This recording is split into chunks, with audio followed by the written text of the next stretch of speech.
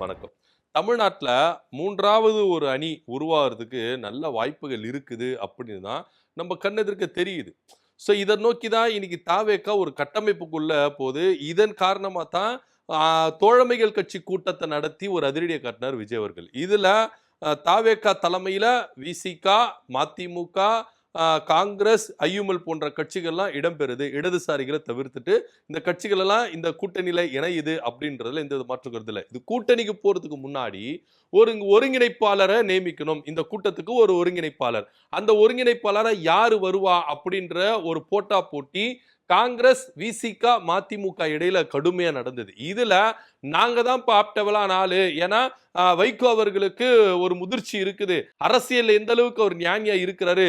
இன்னும் சொல்ல போனா நாடாளுமன்றத்துல வைகோவினுடைய கர்ஜிப்பு எந்த அளவுக்கு இருந்ததுக்கு, இந்த கர்ஜிப்பை பார்த்து காங்கிரஸ், பாஜக தரப்புல கூட அதிரடியை கிளப்பியிருக்கிறாரு வைகோ அவர்கள். ஸோ அதனால பாத்தீங்கன்னா மத்திய அரசை எதிர்க்கிற துணியில மத்திய அரசு அங்கிருந்து தாக்குற பட்சத்தில் தமிழ்நாட்டுக்கு ஒரு அரணா இருப்பாரு அப்படின்னு சொல்லியிருக்கிறத இங்க பாக்குறோம். அதே போல தாவேக்கா அரசுக்கு நான் அரண் போல இருப்பேன், தாவேக்கா அரசை நோக்கி பாய்கிற எல்லா விஷயத்தையும் கவசத்தை கொண்டு நான் கவசமா இருந்து அதை நான் தற்காப்புவேன் அப்படின்னு சொல்லிட்டு அதிரடியை கலப்பினாரு வைகோ அவர்கள். ஸோ இதனால இவருக்கு கொடுக்கறதுக்கு வாய்ப்புகள் இருக்குது அப்படின்னு பேசப்பட்டது.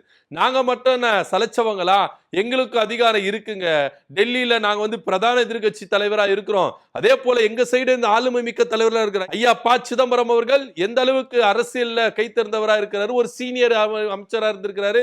அது போல இருக்கும்பொழுது அவரை நீங்க கொண்டு வரணும் அப்படின்னு சொல்லிட்டு காங்கிரஸ் தரப்புல இருந்து என்ன பண்றாங்க, நீங்க கோரிக்கையில முன் வச்சாங்க. நாங்க உங்க ரெண்டு பேருக்கு இழைச்சவங்க கிடையாது, நாங்களும் சமூக நீதி பேசுறவங்க தான், எந்த அளவுக்கு பாஜக எதிர்ப்பு நிலைன்னு வச்சு பாக்குறவங்க அப்படின்ற ரேஞ்சுக்கு இங்க திருமாவளவன் அவர்களும் போட்டா போட்டிக்கு வந்தார். சோ இதுல விஜய் அவர்கள் என்ன ஒரு முடிவெடுக்க போகிறார் அப்படின்றது தான் இங்க வெயிட் அண்ட் சி அப்படின்ற ரேஞ்சுக்கு என்ன பண்ணாங்க பார்க்க வேண்டிய ஒரு விஷயமா இருந்தது. இதுக்குள்ள இந்த கூட்டணி அப்படின்றது உருவாகுமா அப்படின்ற ஒரு கேள்விகள் போது சந்தேகங்கள் இருந்தது. ஏன் அப்படின்னா கூட்டணியே இன்னும் உருவாக்கலையா, ஆனா அதுக்குள்ள இவங்களுக்குள்ளவே அடிச்சுக்கிறாங்க.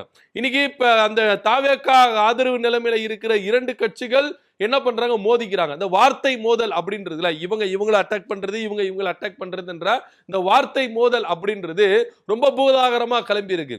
பொதுவா வைகோ அவர்கள் என்ன சொன்னாரு அப்படின்னா, இந்த ஆட்சியாளர்கள் மேல, அதாவது முதலமைச்சர் மேலேயோ அமைச்சர்கள் மேலேயோ பல விமர்சனங்கள் வருது, பல குற்றச்சாட்டுகள் வருது, பல விஷயங்களை தவறும் பட்சத்தில் இதை ஓப்பனா வெளியில சொல்லாம சம்பந்தப்பட்ட அமைச்சர்களுக்கு கால் பண்ணி என்ன பண்ணுங்க, சொல்லுங்க நீங்க இது மாதிரி விஷயத்தை தவறுறீங்க, திருத்திக்கங்க அப்படின்னு சொல்லுங்க. இல்லையா டைரக்டா முதலமைச்சருக்கே போன் போட்டு சார் இது மாதிரி உங்க அமைச்சரவையில இது மாதிரி பண்றாங்க, இது மாதிரி தவறெல்லாம் நடத்துங்க, அப்ப பாத்துக்கங்க, இது பெதுவெளியில பேசும் பொருள், அது எதிர்கட்சிகளுக்கு இது வாய்ப்பா இருக்குது அப்படின்னு சொல்லி எடுத்து சொல்லுங்க. ஆனா ஆதரவு தரேன் அப்படின்னு சொல்லிட்டு டெய்லி பேட்டி என்ன பண்றீங்க, கொடுக்குறீங்க, அதுல மாறி மாறி பேசுறீங்க. அது மாத்திரம் இல்லாம இந்த அரசை பத்தி விமர்சிக்கிறீங்க, அமைச்சரை பத்தி விமர்சிக்கிறீங்க. எதுக்கு உங்களுக்கு இந்த விஷயம் அப்படின்ற மாதிரி வைகோ அவர்கள் திருமாவளவனை டார்கெட் பண்ணி பேசுறதை இங்க நம்ம புரிஞ்சுக்க முடியுது. என்னதான் வைகோ அவர்கள் திருமாவளவன் பேர் சொல்லல அப்படின்னு எடுத்துக்கிட்டாலும் இப்போ பொதுவெளியில இந்த அரசு கூட்டணிக்குள்ள இருந்து விமர்சிக்கிறது யாரு, நம்ம திருமாவளவர்கள் அப்படின்றத நம்ம எடுத்துக்க முடியுது. அதே போல காங்கிரஸை சேர்ந்த மாணிக்கம் தாகூர் அவர்கள் என்ன சொல்றாரு, இந்த வார்த்தை விளையாட்டுலாம் இங்க போடாதீங்க திருமாவளவன் அவர்களே, நீங்க எப்போ ஆட்சி அதிகாரத்துக்கு உள்ள வந்துட்டீங்களோ அப்பவே கூட்டணி அப்படின்ற ஒரு நிலைப்பாடுக்கு வந்துட்டீங்க, நான் கூட்டணிக்குள்ள போகல, திமுக கூட நட்பா இருக்கிற இப்படின்ற வார்த்தை விளையாட்டுலாம் விளையாடுதீங்க அப்படின்னு சொல்லிட்டு காங்கிரஸ் இங்க திருமாவளவன் அடிக்கிறத பாக்குறோம். ஒரு வகையில காங்கிரஸ், மதிமுக ரெண்டு பேரும் சேர்ந்து விசிகாவை ஓரம் கட்டுறாங்க அப்படின்னு தான் இங்க பார்க்க வேண்டிய ஒரு விஷயமா இருக்கு. இது குறித்து சமீபத்தில் வைகோ அவர்கள் சொன்ன ஒரு கருத்தா விசிகா விசஸ் மதிமுக அப்படின்ற ஒரு ரேஞ்சுக்கு போயிருச்சு. அதாவது வைகோ விசஸ் திருமாவளவன் அவர்களுக்கு மத்தியில இந்த சண்டைகள் உருவாகி இருக்குது அப்படின்னு நம்ம எடுத்துக்கலாம். என்னன்னா வைகோ அவர்கள் கிட்ட திருமாவளவன் அவர்கள் இது மாதிரி சொல்லியிருக்கிறாரு, தாவேக்கா கூட்டணிக்குள்ளேயும் போவேன் அப்படின்னு சொல்லியிருக்கிறாரு. அதே சமயத்துல திமுகவுடன் நட்பா இருப்பேன்னு சொல்லியிருக்கிறாரு. இதை பத்தி நீங்க என்ன நினைக்கிறீங்க அப்படின்னு கேட்கும்போது அவருக்கு நோபல் பிரைஸே கொடுக்கலாம் அப்படின்ற ரேஞ்சுக்கு என்ன பண்ணிட்டாரு, ஒரு நக்கலான ஒரு பதில சொல்லிட்டார், கேலி கிண்டல் பண்ணிட்டார். உடனே இந்த பக்கம் சும்மா இருப்பாங்களா, திருமாவளவன் அவர்கள் கிட்ட ஐயா நீங்க இது மாதிரி ஒரு விஷயத்த சொன்னீங்க, அது ஏன் சொன்னீங்க, எதுக்கு சொன்னீங்க தெரியாது, ஆனா ஒண்ணு சொன்னீங்க, திமுகவோட நட்பாவே இருக்கிறோம், தாவேக்கா கூட கூட்டணிக்கு போவோம் அப்படின்னு சொன்னீங்க, இது குறித்து ஐயா வைகோ அவர்கள் கிட்ட சொல்லும் போது அவர் நோபல் பரிசு கொடுக்கணும் உங்களுக்கு அப்படின்னு சொல்லியிருக்காரு. இதை பத்தி நீங்க என்ன நினைக்கிறீங்க அப்படின்னு கேட்டோன்னையும், என்ன நோபல் பரிசு வாங்கணும்னு சொல்லிட்டு பரிந்துரைச்சார்ல, அந்த பரிந்துரைக்கு ரொம்ப நன்றி. ஒருவேளை நான் நோபல் பரிசு வாங்கினா அதுக்கும் சேர்த்து அவருக்கு நன்றி அப்படின்னு சொல்லிட்டு இவர் என்ன பண்ணிட்டாரு, அப்படியே பதிலடி கொடுத்தாரு கேலி கிண்டலா. சோ 2 தலைவர்களை கேலி கிண்டல் பண்ணிக்கிறதை இங்க நம்ம பார்க்கணும். ஆனா ஒரே கட்சி ஆதரவு நிலைமையில இருக்கிறாங்க. ஆனா இவங்க 2 பேருக்குள்ளே நட்பு ரீதியா பல விஷயங்கள் தொடர்ந்தாலும் பொது வெளியில வரும்போது இது மாதிரி கேலி கிண்டல் பண்ணிக்கிறது, கலாய்க்கிறது, இது எந்த அளவுக்கு ஏத்துக்கொள்ள வேண்டிய ஒரு விஷயமா இருக்குது அப்படின்றத நம்ம பார்க்கிறோம். ஆக்சுவலா திருமாவளவன் அவர்கள் சொன்னதுக்கான விளக்கத்தை அவர் சொல்லிட்டாரு. நான் ஏன் அப்படி சொன்னேன், தாவேகா கூட கூட்டணியில போவோம், திமுகவோட நட்புல இருக்கிறோம், ஏன் எதுக்கு சொன்னேன் அப்படின்னா, தேசிய லெவல்ல பாஜகவை எதிர்க்கிறதும் மதசார்பற்ற சக்திகள் இங்க ஒன்னா இணையணும் அப்படின்ற ஒரு விஷயத்துல தான் ஒரு அணியில திரளணும். பாஜகவை எதிர்க்கிற இந்துத்துவ பாசிச சனாதனத்தை எதிர்க்கிற கொள்கையில ஓர் அணியில எல்லாருமே இணையணும். அதுல திமுகவும் இருக்கணும்னு நான் ஆசைப்படுறேன், தாவேகாவும் இருக்கணும்னு ஆசைப்படுறேன். என்னுடைய புரிதல் என் சைட்ல இருந்து பார்த்தா தான் தெரியும். மற்ற கட்சிகளுக்கோ இல்ல பத்திரிகையாளருக்கோ இது புரியாது. வேணா சொல்லுவாங்க, திருமாவளவன் பிதற்றுகிறார், திருமாவளவன் நிலைப்பாடு மாறி இருக்குது இப்படின்னு கேலி கிண்டல் தான் செய்வாங்களே கண்டி, நான் ஏன் சொன்னேன் எதுக்கு சொன்னேன்னு கொண்டு கொஞ்சம் உட்கார்ந்து யோசிச்சாங்கன்னா அதனுடைய அர்த்தம் புரியும். புரியாதவங்களுக்கு புரிய வைக்கணும்னு எனக்கு அவசியம் கிடையாது. என் மனநிலைமையில என் ஸ்டாண்டில் இருந்து நான் பேசிட்டேன் அப்படின்னு சொல்லிட்டு அவரு தக்க பதிலடி கொடுத்துறாரு. ஒருவேளை இந்த கருத்தை விசிகா சொன்ன கருத்தை காங்கிரசும் மதிமுகவும் தவறா புரிஞ்சுக்கிட்டாங்களோ, ஒரு வகையில திருமாவளவர்கள் சொல்றது இங்க ஏத்துக்கொள்ள வேண்டிய விஷயமா தானங்க இருக்குது. ஏன்னா கொள்கை எதிரி பாஜக அப்படின்னு சொல்லிட்டு தாவேகா அனௌன்ஸ்மென்ட் பண்ணிருக்கு. சோ எந்த ஒரு விஷயத்தையும் பாஜக இங்க கொண்டு வரும்போது அது தமிழ்நாட்டுக்கு எதிரானது, தமிழ்நாட்டு மக்களுக்கு எதிரானது போது, அது ஆட்சியிலும் இருந்தாலும் சரி ஆட்சியில் இல்லாத போதும் சரி, திமுக எந்த அளவுக்கு பாஜகவை எதிர்க்குது அப்படின்ற ஒரு விஷயத்தை நம்ம இங்க பாக்குறோம். ஆனா திருமாவளவனர் சொல்றது எல்லா விஷயத்திலும் ஏத்துக்கொள்ளலாம், அதுல எந்த வித மாற்று கருத்து இல்ல. பாஜகவை எதிர்க்கிற சக்தியில ஓரணியில் இருந்து என்ன பண்ணணும், தாவேகாவும் திமுகவும் இணைஞ்சு பயணிக்கணும் கூட்டணிக்குள்ள அப்படின்னு சொல்றது வரவேற்கத்தக்கது, அதுல எந்த வித மாற்று கருத்து இல்ல. ஆனா திருமாவளவனர்கள் தாவேகா பற்றி யோசிச்சாரா அப்படின்னு ஒரு கேள்வி இருக்கு. ஏன்னா இதே திருமாவளவன் அவர்கள் தான் தாவேகா RSS பெற்ற பிள்ளை அப்படின்னு ஒரு விஷயத்தை சொன்னார்.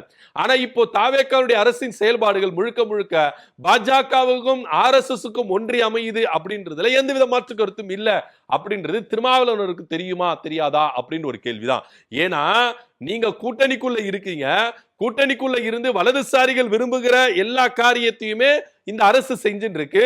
உங்க MP அதை எதிர்க்கிறாரு, உங்க அமைச்சர் அதை ஆதரிக்கிறாரு. இது எந்த விதத்துல நியாயம் அப்படின்றது தான் நம்மளுக்கு ஒரு கேள்விக்குறியாவே இருக்கு.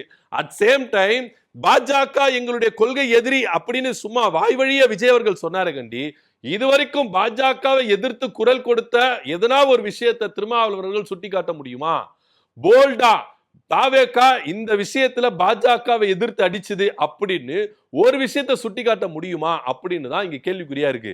அதாவது அண்ணன் திருமாவளவனுடைய கருத்து இங்க ஏற்றுக்கொள்ள வேண்டிய ஒரு விஷயமா இருந்தாலும் இது கொஞ்சம் விமர்சனத்துக்குள்ள போகுது அப்படின்றதையும் கொஞ்சம் பாருங்க அப்படின்னு தான் பார்க்கணும். சோ ஒரு வகையில இப்போ கூட்டணி அப்படின்றதே உருவாகல, தமிழ்நாட்டுல தாவேகா தலைமையிலான 3வது ஒரு அணி உருவாகும் அப்படின்ற ஒரு சூழ்நிலை போகுது. ஆனா அது போகிறதுக்குள்ளாவே இங்க முடிச்சு விட்டுருவாங்க போல இருக்க, இவங்களுக்குள்ளாவே அடிச்சுக்கிறாங்களே, எப்படிப்பா கூட்டணியை கட்டமைச்சு நம்ம இழுத்துட்டு போறோம் அப்படின்ற ஒரு கவலை தாவேகாவுக்கு இருக்கிறத இங்க நம்ம பாக்குறோம். சரி, இடத்தை வாங்கியாச்சு, கடைக்கால போட்டாச்சு, ஆனா பில்டிங் ஸ்டார்ட் பண்றதுக்குள்ள இவங்க இடிச்சிட்டு தரமட்டமாக்கிடுவாங்க போறதுல இருக்க அப்படின்ற ஒரு கவலை தான் தாவேகாவுக்கு இங்க இருக்கிறத இங்க நம்ம பாக்குறோம். சோ கூட்டணி அப்படின்றது இப்போதைக்கு ஒரு பேச்சுவார்த்தை தான் இருக்குது, இது இன்னும் முழு வடிவம் பெறல.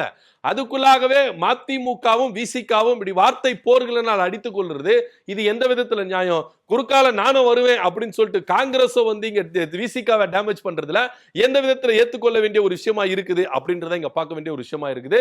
அது மாத்திரம் இல்லாம விசிகா விசஸ் மதிமுக அப்படின்ற ஒரு விஷயம் இது பூதாகரமா வெடிச்சிருக்குது அப்படின்னு தான் பார்க்கணும். விசிகா தரப்பு தொண்டர்களும் மதிமுக தொண்டர்களும் இங்க சமூக வலைதளங்களை மாறி மாறி அடித்துக் கொள்றதும் இங்க வேடிக்கை தான் இருக்குது அப்படின்றதுல எந்தவித மாற்றுக்கிறது இல்ல.